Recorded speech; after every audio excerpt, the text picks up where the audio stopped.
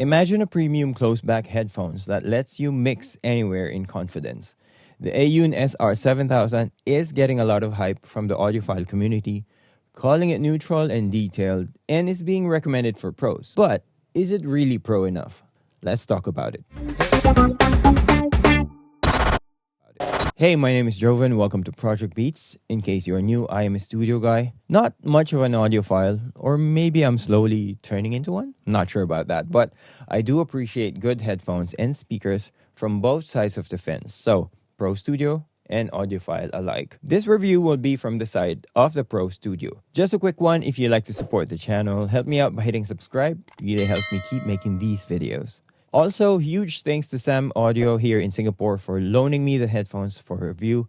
I'll have their link in the description. If you're in Singapore, check them out. If you need DAC cams, headphones, and what have you, link in the description. Okay, so full transparency, the SR7000 wasn't really in my radar because it wasn't really built and advertised for studio use. But Joshua Valor, which I hope I'm saying that right, but I'm sorry, he's one of the few YouTubers I follow for headphones and of course Headphone Show, mainly those two channels. Anyway, Joshua raved about how neutral this is, and he mentioned a couple of times how this could be used in a pro studio. So it got me interested. Jumping straight right in, I'm sure you have seen a review of this headphone somewhere out there, so I'll change it up a bit. I tried it for a couple of weeks now, and TLDR, the big question, is it pro enough? Short answer, in my subjective opinion, yes and no. Neutral, sure, but not quite pro. But before you click off, let me tell you this. For pro use, mix and master tracking anywhere you want, I would pick this over the DT770 Pro, 717 Pro, NDH20, HD620S, and even DCA Eon X, and maybe even Noir X. Hands down, no question, I will go with this. Let me tell you why in a bit, but going back to my first impressions, I understand a lot of audiophiles give it high praise, especially for a first release headphones. This basically came out of nowhere, and what they are doing is super impressive. But if I'm completely honest, out of the box, this isn't the tuning and character I would personally use for mix and master. It doesn't sound bad, actually it's quite good, but it's not quite pro enough, at least without tuning. Audiophiles call it neutral, maybe by neutral, and I'm guessing here, maybe they mean a bit subdued and somewhat blunted. Then I kind of get that point. But again, straight out of the gate without correction, not something I could rely on confidently for pro use, even if my ears get used to it. You can check other reviews, but to me, I don't get that immediate wow factor that everybody's talking about. Of course, as a studio guy, maybe I hear things differently and my ears got used to what I need to hear. But I did spend some time to tune it, and boy, did it come alive. It actually came really close to my main mixing headphones at the moment and my current standard for neutral headphones for pro use, which is the Olo X1. The X1 is a reliable headphones on the mid-tier scale. If you haven't seen my long-term review of this, check it out. That means if the SR7000 closely matches the X1 with correction, think about the application. As a close-back headphones, this could be your go-to and all-in-one tracking, mixing, and travel. Literally mix anywhere you want. Within reason, of course. So let me jump straight to EQ setting and then sound quality. Because I don't really have much to say out of the box apart from it's more neutral than most pro close back, but a bit subdued. This is not bad at all, especially compared to the other pro close backs I've mentioned before.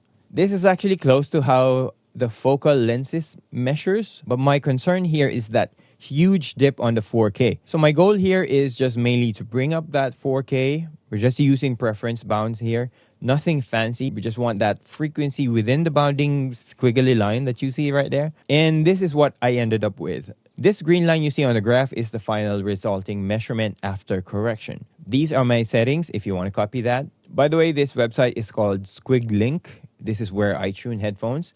If you're planning to get SonarWorks for headphones, forget about it. Save your money. I won't recommend it till they give us Harman diffuse field and preference bounds. Just do this instead. So going through my correction decisions, for the low end, I just made sure it wasn't going too far out. I still give it some low end bump because I want to hear that low end if the headphone can produce that clearly without getting muddy. Still very clear on that low end. Then of course a 4K bump without messing up the entire chart. Again, this is my final setting so far. I could refine it further, but I have to return it soon, actually today.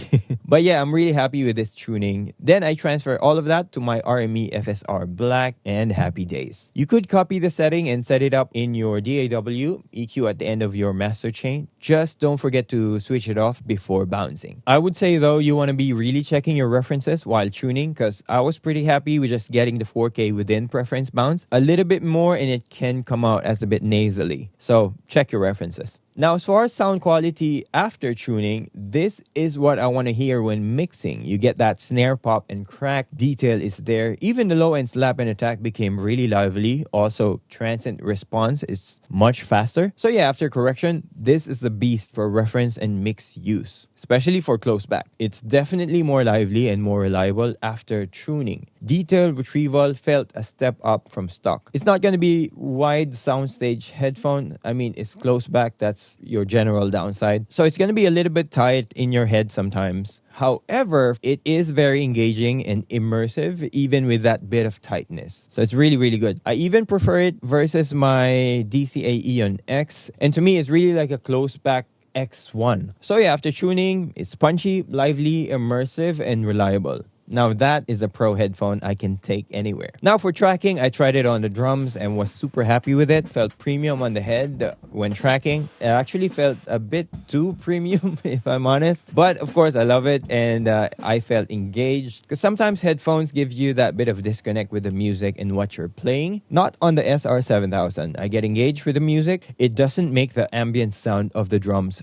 dull, if you get what I mean. And of course I enjoyed tracking with it. The only downside maybe is tracking vocals. There's a reason why headphones for tracking are the way they are. Most of the time, they are uncomfortably tight. But that's to make sure there's no bleed. It's very comfortable on the head compared to traditional tracking headphones. The clamp force is nice. Again, downside is there's a little bit of bleed. So for vocals, maybe not ideal. The SR7000 has that bit of heft, but lightweight enough for long mix use. All the rest of whatever you would track, this should be really great for it. So as a studio workhorse, this could be really your all-in-one. So as far as DAC that I recommend, Mojo 2, if you're on the go, you also get battery. And then DX5 at the moment is the best bang for buck DAC out there. Check out my review if you haven't seen it yet. So let's talk about price.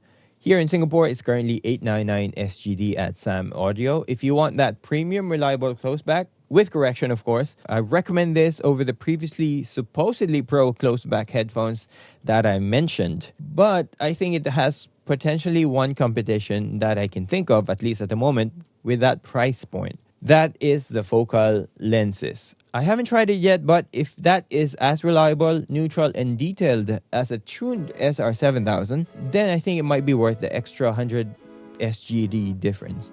That's about it for this video. Do consider subscribing. I'll see you guys in the comments below and in the next video.